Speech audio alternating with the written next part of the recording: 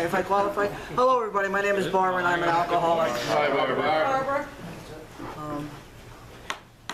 Just so you know, I asked permission from the group to have this recorded for me. I have a friend in Scotland, and he was nice enough to send me a coin for my 50th and asked if by chance it'd be recorded, and I said, well, I can ask, and if I do, I'll send it to you. So I'm known across the pond. 1965, not the year I was born, but certainly the year that my life came to a screeching halt. We had a blackout in New York City. I was already in a blackout. I called my mother and I said, is it true there's no lights on? She said, mm-hmm. Oh, I don't know. I had been drinking the whole day, so I thought I was in a really a lost cause. And that began the progression of me trying to figure out what the hell was wrong with me. Now, I'm an Italian, and alcohol was no stranger in my house. So it was easy for me to comprehend that my life was going to be complicated, because as a child I had molars, and my mother was a Scotch drinker, so she would stir with her finger the Scotch and stick it in my mouth, and would calm down my molars, and I acquired a nice taste for Scotch. Because people ask me, how the hell did you ever turn to Scotch? I said, ask my mother, I don't know. It's like, you know, I'm an Italian, and if this bread isn't served within 15 seconds, I'm gonna tear the house down. So 65, I get caught up in this damn blackout. I worked for Roosevelt Hospital. Those of you who don't know where Roosevelt Hospital is, in 59th Street and 9th Avenue. It's the place where, years later, John Lennon would die. And since I worked in a hospital, we had to feed the patients. The blackout started at 5:30, and patients were just getting fed. So we made a human chain in the staircase. And I was the last person in the stairwell, and they had Channel 7 News covering it. And I remember the guy filming, and he said, could you turn around? And of course, you know, I had a nice word from it. It wasn't happy birthday. It began with an F, and my mother saw it on television. She says, I can take you any place, but obviously I can't make you talk properly. I said, I'm an Italian. This is what you taught me, F you, all the time. I was very drunk. I went home with, I couldn't go home because I lived in the Bronx. I went home with one of the CEOs of the hospital. She lived on West End Avenue, Ritzy Place. And she lived on the 19th floor. 19 floors. And she made me count them. I was drunk.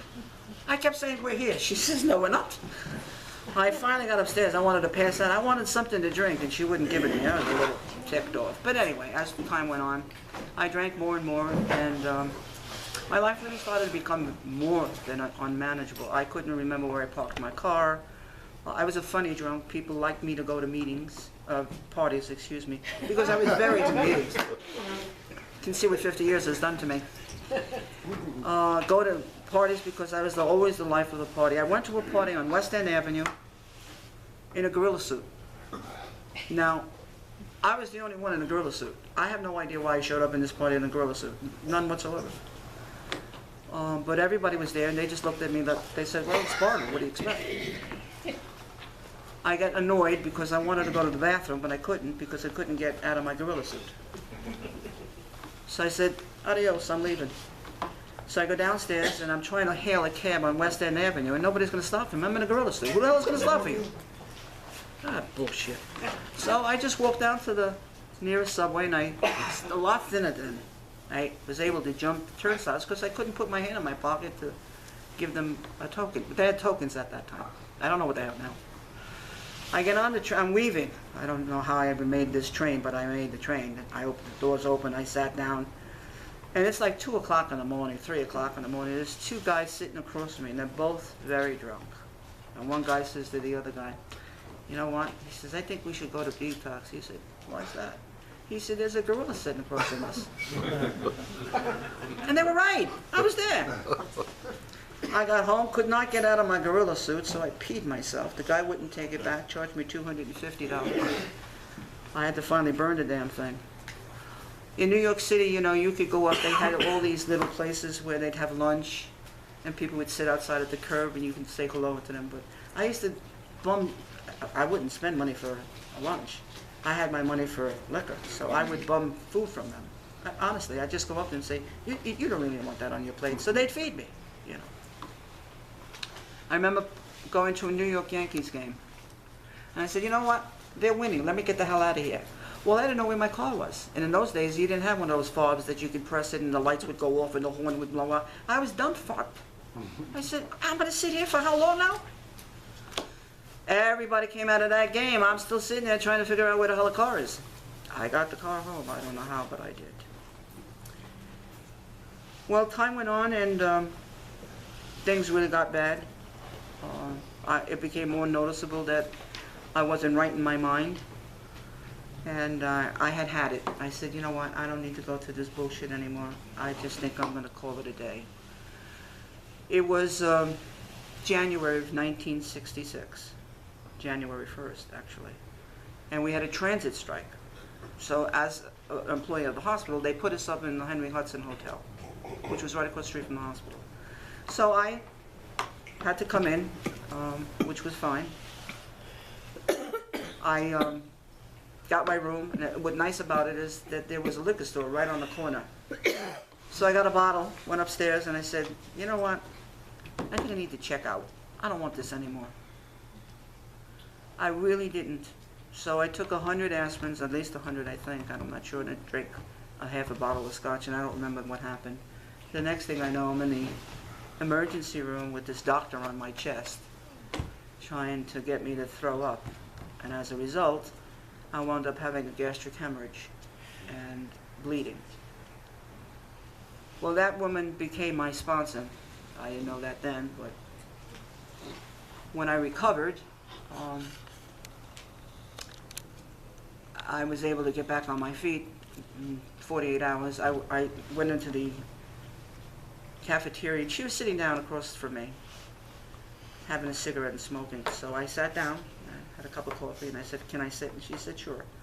And I looked at her and I said, you know, I don't know this, but maybe do you think I have a problem with alcohol? And she looked at me, she said, what? Are you for real?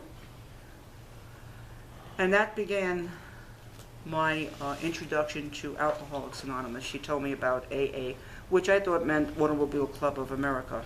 She wrote out the number for me on a napkin, and she said, of course it was a transit strike, she said, you'll have to get a cab and go over to the east side. No, she gave me the number of Alcoholics Anonymous. I called them, they told me where the meeting was, that's what it was. So they told me there was a meeting on the east side of New York City. So I get in a cab, I go there, and it's in a church. I walk downstairs to the basement, two women in the kitchen, they're making coffee, cookies. They see me, they wave me in, they sit me down, they bring me cookies, they bring me milk, and I said, Jesus, kindergarten for alcoholics, what the hell is this? It's now 7:30 and the meeting's going to begin. They take me by my arms, both of them. They put me in the middle seat, each one sat alongside her, and I said, I'm in a witness protection program. What the hell is this about?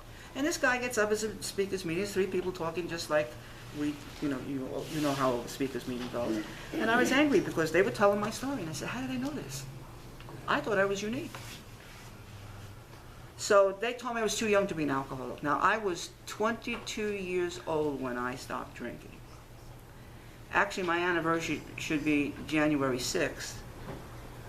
But after 5 days of not drinking, what do? You celebrate, right? I had a drink. It wasn't a lot. I remember it was a Singapore Sling. Why, I don't know. And I had just a little sip. And the guy I was with said, are you going to tell her? Or I had to tell her. This was Leclerc. And I said, I guess I'm going to have to tell her. Well, she called me. She said, meet me at 5 o'clock. So at 5 o'clock, I went down to the cafeteria, and she looked me straight in the eye. She said, you have something to tell me? And I said, yes, I slipped. She said, okay, come on in, sit down, get a cup of coffee, I need to tell you this. Looked me straight in the eye and she said, we start all over again. And I said, oh, okay. She said, no, you don't understand. You know those 5 days you had? Bye-bye. What do you mean? She said, no more. Man, I was pissed. So she took out a meeting list. In those days, meeting lists came in various colors. White, blue, green, yellow, whatever. And I think mine was pink. And she circled all these meetings that I had to go to, because I had to go to 90 meetings in 90 days. You've heard that about, right? That's never changed. And so I was, okay, this is what I have to do. She never told me that this was for the rest of my life, because if she did, I wouldn't be here. I'd be dead.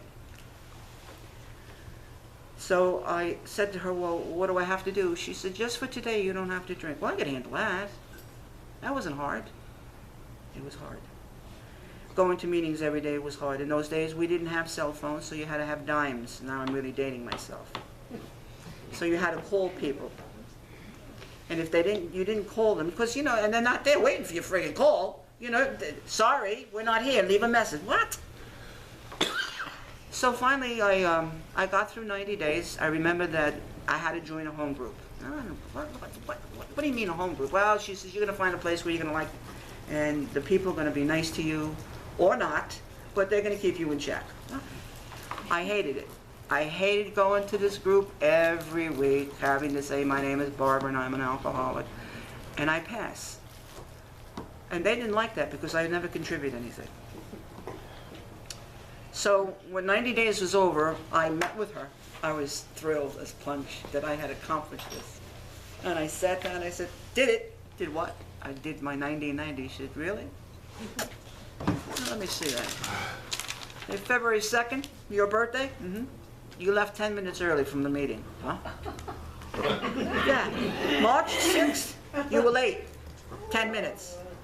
She had 5 infractions. 5. And you know what she did? Let's start all over again. 90-90. What? She said, either that or the highway. So, okay, I did 90 more meetings. I was not happy.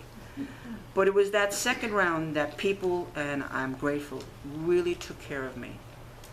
They showed me what it meant to be sober one day at a time. And that's all I have is one day at a time.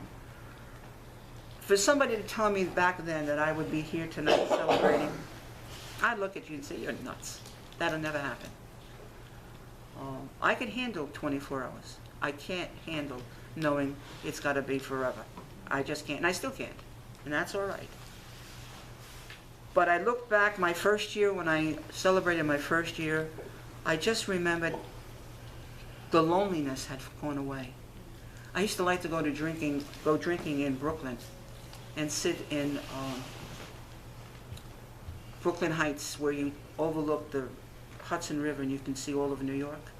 It was very romantic, but for a drunk, it was perfect because you were all alone. And in those days, nobody bothered you. Nobody would bother me anyway. It was like 6 months of sudden death. Pick your choice. And I'd just sit there, drink, smoke, and I'd look across of New York and say, that's my New. Frank Sinatra thought that was his town? Shit, that was my town. And I'd sit there and I'd drink and I'd say, hey, you know. But I remember that first year that I didn't have to do that. In fact, I went back to Brooklyn Heights and I sat down, sober, and I looked at that city and I said, wow. The things that I had missed, the things that I had done, the people I had hurt, the bar bills that I ran out on, and I owed a lot of people. I got thrown out of so many bars I can't even tell you. It's like going to McDonald's and saying I'm not going to pay for a Big Mac. People could not believe that I was going to make that change, and neither did I. But LeClaire Bissell, who was a doctor and was very prominent in the field of alcoholism, showed me a way that I'm blessed. Honest to God, I just can't, you know, I think about the things that she did for me, turned me around. I was so annoyed that I had to give up my friends. I was a good pool player and a shark. I'd set people up and I'd take their money like you wouldn't believe. People knew that I could do this, and they would set up tournaments for me. And they would buy me drinks, but they'd water them down because I had to make my game. I took a man for $1,000, and those days, $1,000 was a lot of money. So I couldn't go to bars, I couldn't hang with my friends, I couldn't play pool. You know, what else is left? I said, you know, I can't do this. But AA showed me a place and a way that my life could be reborn, rebuilt. And all they had to do was say to me, listen, you're in a place now that you don't have to answer to anybody but your higher power, if you choose to have one. You are in a place now that you are safe. You're in a place now that if you want to falter, there are 95 people in this room that will help you. Now, AA, when I first came in, there weren't that many women. They were mostly men. And me being a lesbian didn't help. But I didn't give a shit. I came and I made myself known that I was there, and they knew I was there. But when you walked into an AA meeting in those days, everybody, all the men were dressed. Shirt, tie, like they were in church. Women, dress, not me. If I had a dress, they would arrest me. Then I'd be a cross-dress, and that I'm not.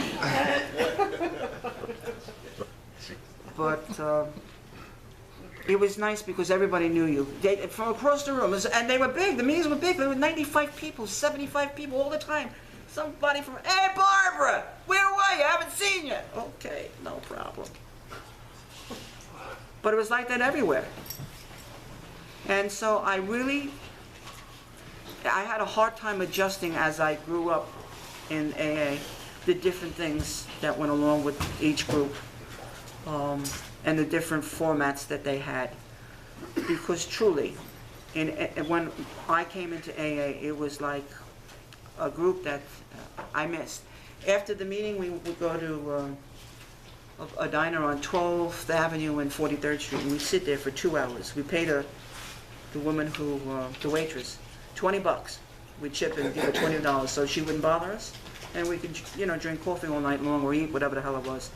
And that's where the meeting really continued, And no 13 steps going on, by the way. Just plain, sure AA. And if I was in trouble, I called people. It was never, what's going on. It's where are you? I miss those days. And I thought to myself as I grew in the meetings, and I got pissed off a lot of times with AA. I truly did. At one point, I took a sabbatical from AA for about 2 or 3 years. But what happened was, I guess I was, I don't know. I don't know how sober I was, but I met this guy. But I was already sober, and I was still going to meetings, but I had stopped. But I knew I needed to go back to meetings. And David was my next door neighbor. I've known David for 26 years. And so I remember him being outside, and I walked up to him and saying, you need to take me to a meeting. And he said, I can do that. And I was grateful because he took me over to the Del Mar group. And I needed to get back in the fold again. And I learned that you can never quit this organization. It's like the mafia. You die if you get that out. And I can't tell you how much I enjoyed all the things that my higher power put me through, and he's put me through a lot. I've learned that there's been so many people who've helped me along the way. But to tell you how thrilled I am to be here tonight I can't put that in words. And when they say it's one day at a time, that's all it is. It's one day at a time. Because I'm as close to a drink as anybody else. I truly am. I believe in 2 things. That if the tax man doesn't get you, this disease will. And I'd rather the tax man get me than the disease. I'm very grateful that I have people. I said to Roberta, my significant other, I said, you know what, even if I wanted to drink in this town, I can't. Everybody knows me. I was in the price shopping the other day, and I won't say the man is in this room, and he's, hey, Barb, I'll see you tomorrow night. And I'm like, geez, okay, how are you, We talk, but you see, you can't, because you can't go anyplace. Everybody knows you. I just want to tell you that this can be done one day at a time. I'm so grateful for people sticking with me, kicking me in the ass when I needed it, telling me the truth when I needed it, and reminding me that those steps only work if you work them. I can't tell you enough that if it weren't for you in this rooms, especially tonight, I'd be dead. And I want to thank all of you for being here tonight. And I love you all. Thank you so, so much.